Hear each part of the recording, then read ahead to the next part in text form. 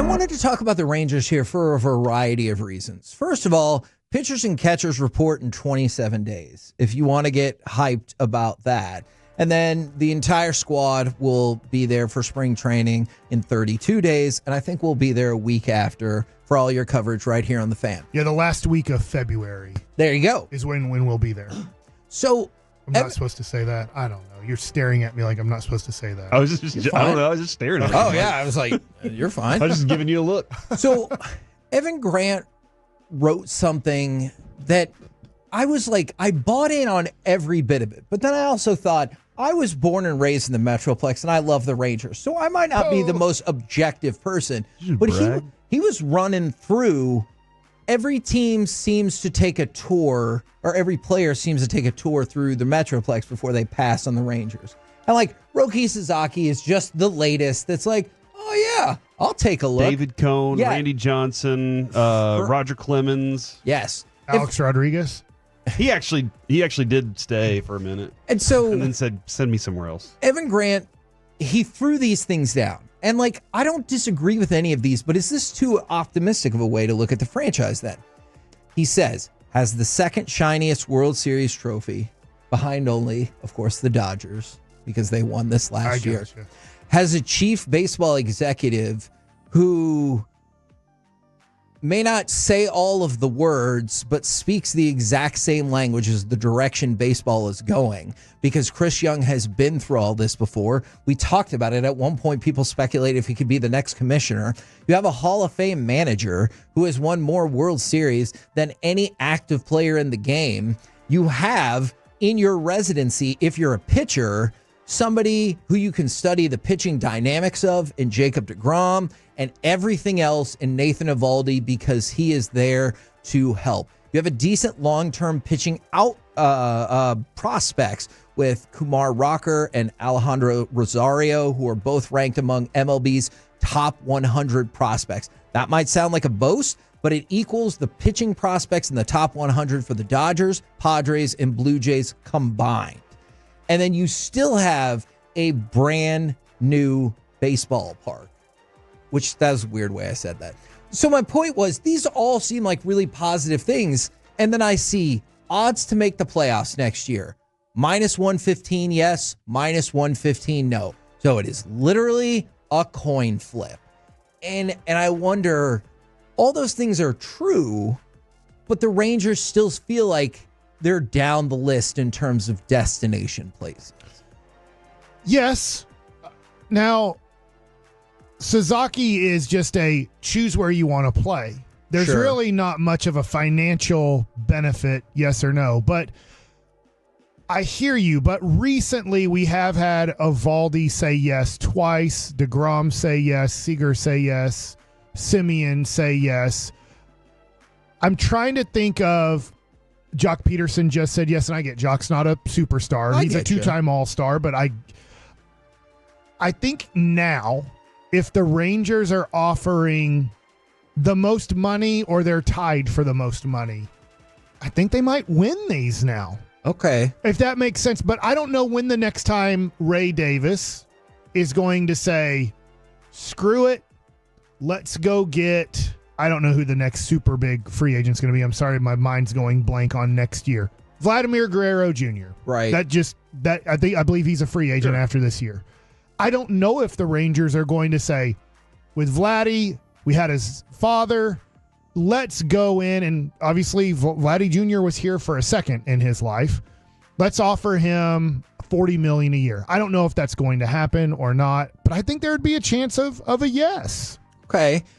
But I hear you. I hear what you're saying. Recently, though, I don't know. A lot of people are saying yes to us. Okay. And that line of thinking is somewhat, I feel like, reflected in an ESPN article. We didn't do it last week, but it was essentially like the temperature for every MLB team, like in terms of have they been heating up and everything like that. As you can probably guess, the Dodgers are number one. But number 8 on that list was, again, the Texas Rangers. And I realized last year it was a terrible, horrible, no good, very bad year. But it does feel like there are other people who are like, hey, you win a championship, there's nowhere to go down. But some people who still think they can bounce back up this year. The stadium has to have something to do with that too now. As us being children watching this team, it was always, nobody wants to play in this heat. And I wonder how much that's a good our point. time has changed now. That pitchers are looking at it going, oh, like I can go pitch indoors. There's no reason why, if you're a premium pitcher, why you'd want to send your client to, and I love the ballpark in Arlington, but what was the point? You better get a big-time contract that you're never worried about another contract the rest of your career. Yeah.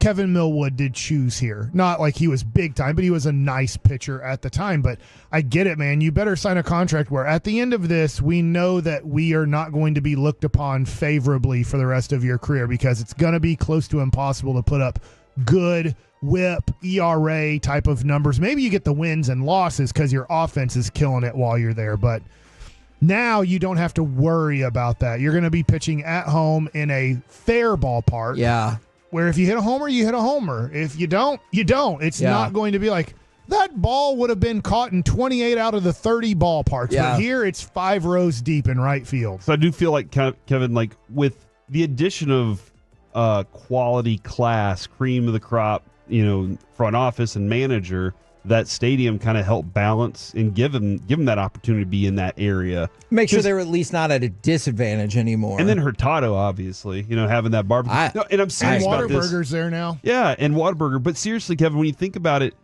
you go to L.A., you get done with baseball that day, or you want to stick around the city, there's stuff to do. There's a lot of things to do. Yeah. And DFW, you're kind of like, all right, what is there? And there's a Walmart right near the There's park. Walmart, Mike. That's right. There is a Six Flags.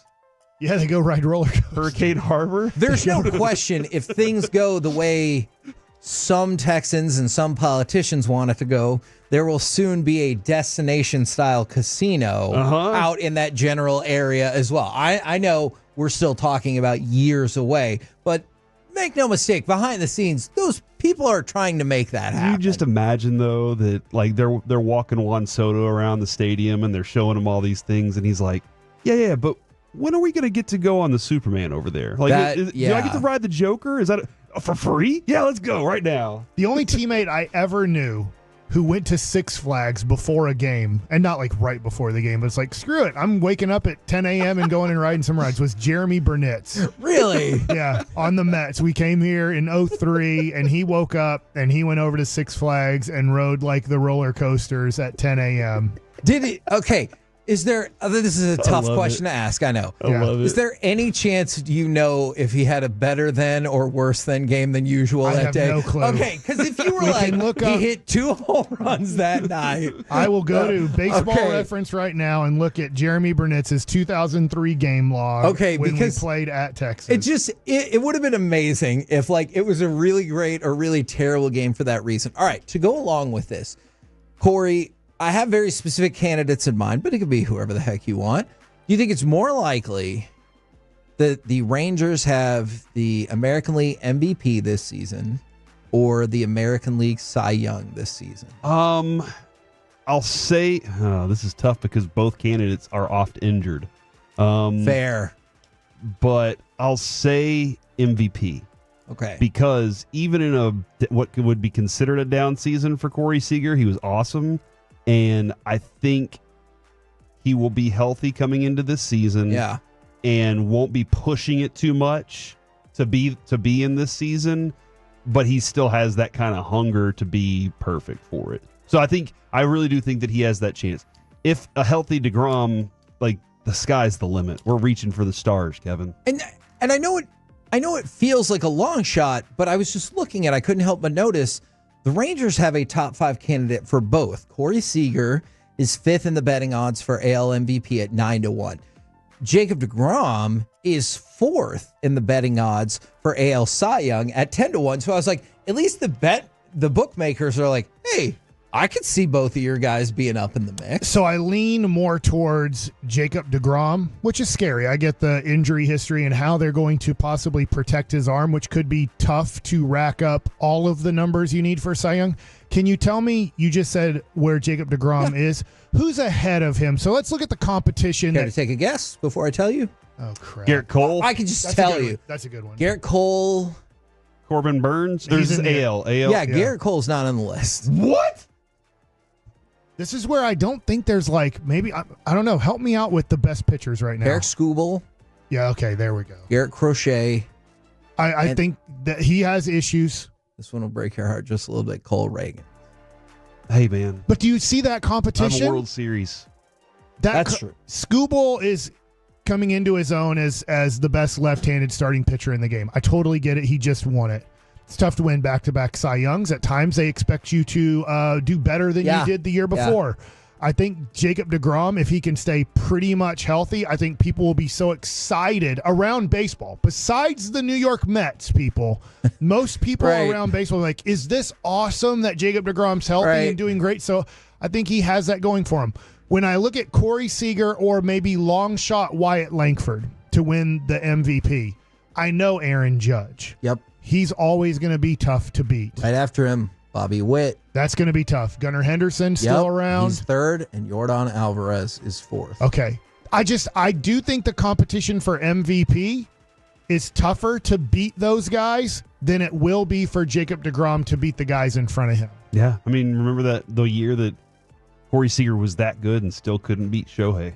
He was awesome. And still wasn't good enough I to do beat think Shohei. Corey Seager would have won MVP if he wouldn't have been hurt so much. Yeah. I could see that, or if the season was like a month longer and you still know Shohei or something. Yeah. Right, because Shohei got hurt at the end of the year and couldn't pitch. But because Seager missed that kind of 30-so game stretch in mid-April to mid-May, if he would have had those games, he would have had 40 home runs. He would have had 40 doubles. He would have had so many numbers. You could have looked at it and gone, all right, Corey Seager on this team who came out of nowhere to win 90 games and did all of these things at shortstop versus Shohei, who we get it. If Shohei's completely healthy, he's going to win the this year. Yeah. National League. If you're in the National League, I don't know. Shohei ain't winning Cy Young, but he has a good chance to win MVP again.